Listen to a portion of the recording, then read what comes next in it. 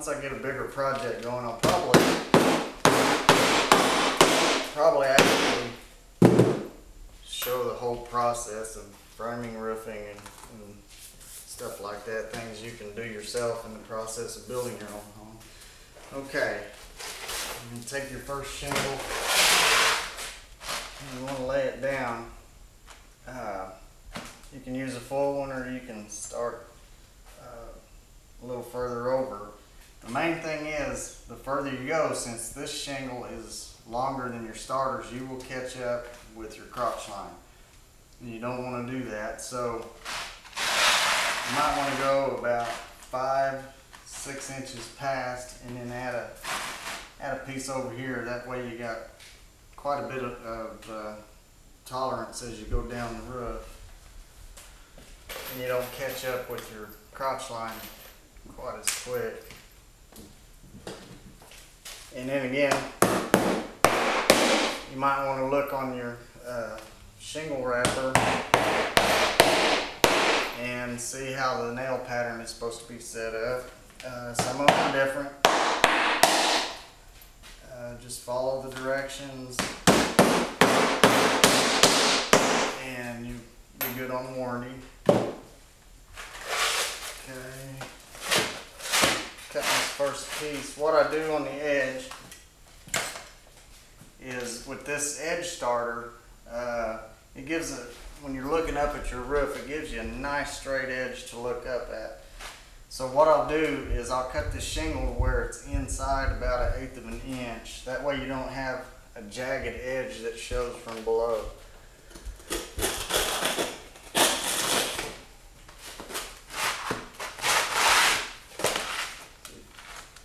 Just cut that up and put her in there.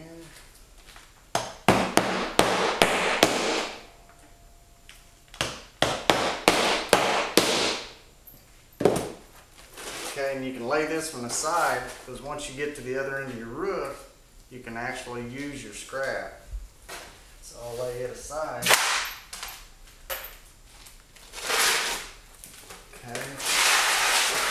And again, you want to look on your shingle wrapper, because they'll tell you, and of course you want to kind of stagger them. You don't want to stay with the same offset each time. That kind of help you get a good pattern where you don't see a definite pattern in them.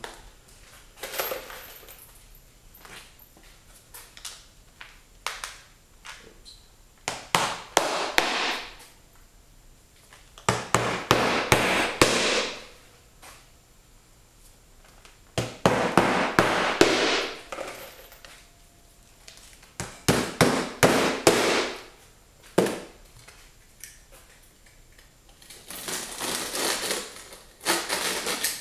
Same thing on this end. You can take the pieces from this end and use down there, which that one's too short, so I'll lay it aside and use it on the next go around.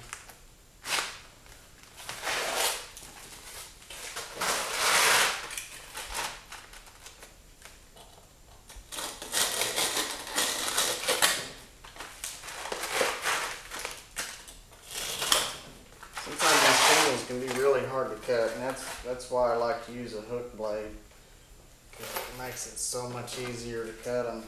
And the warmer they are, the easier they are to cut.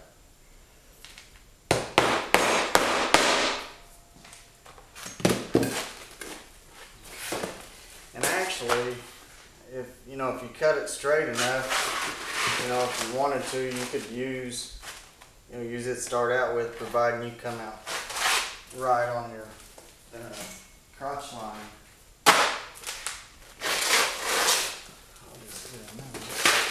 So this one here, see, I've got enough distance. I've got 5-6 inches here, so I can actually use the full shingle on this one.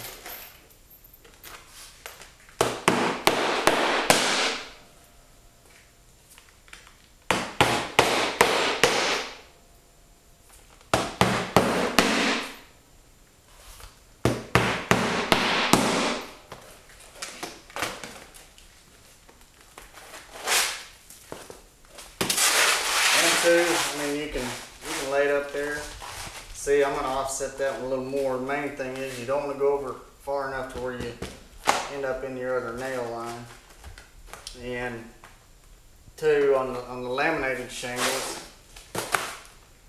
you can see where there's a space in there, you know, about 1/2 to 3/4. You want to make sure you get your nail right in that double area. On steeper roofs, I have noticed that this bottom layer can actually heat up enough and slide out. This next one, you can either let it hang out and kind of draw your imaginary line and cut it, or another way you can do it is mark it.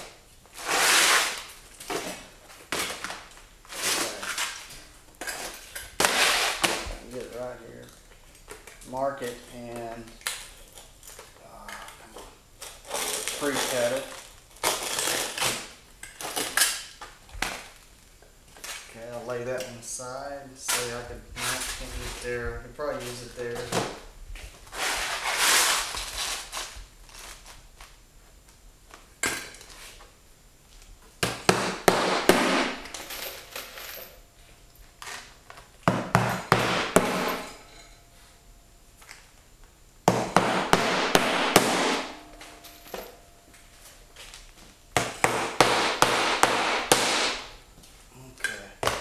Now, I'll tell you what, I'm just going to start filling this. Well, let me put one more on. Ain't going to hurt a thing.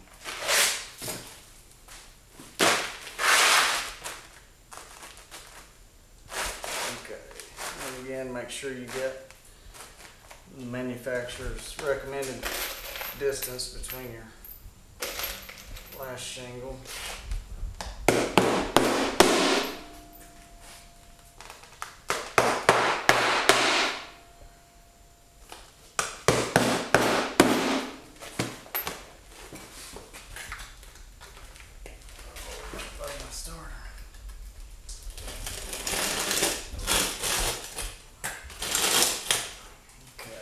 This piece will work. Yeah, work perfect there.